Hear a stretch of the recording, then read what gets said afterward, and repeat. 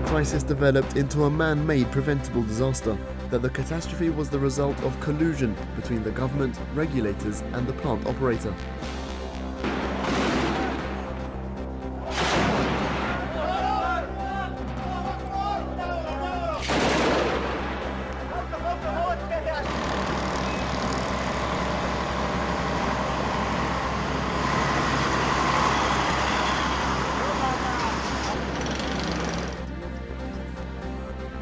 Rising above the Thames at 310 metres high, the Shard is Western Europe's tallest building.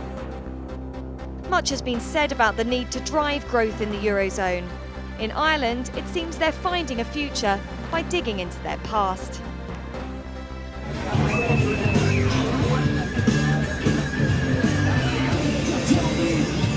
you, I want to what you tell me.